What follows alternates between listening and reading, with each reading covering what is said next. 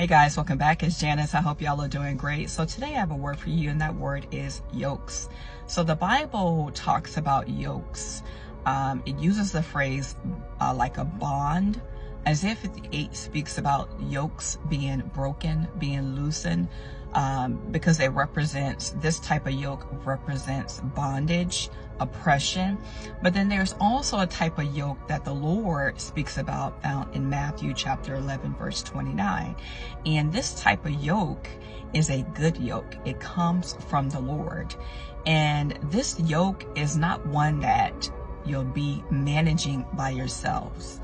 If you think about a yoke, it's something that is harnessed between two different types or two similar animals.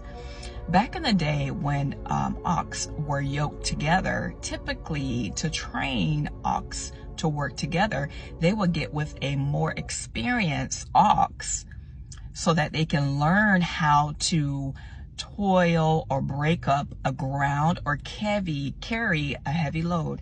And so I believe the Lord wants us to really think about the type of yoke that he's placing, or want to illustrate the type of yoke and the activity that happens during the yoke with him.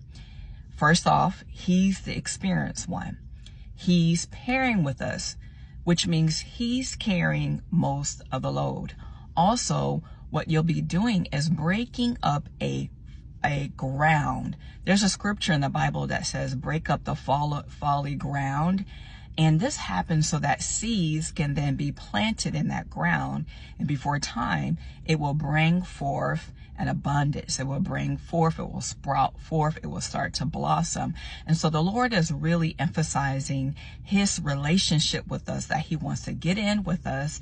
And he's saying here in Matthew 11:29 that his yoke is easy and his burden is light, but that we need to learn from him. So he's the expert in carrying any of our burdens. He's the one that's going to show us that he's carrying most of it.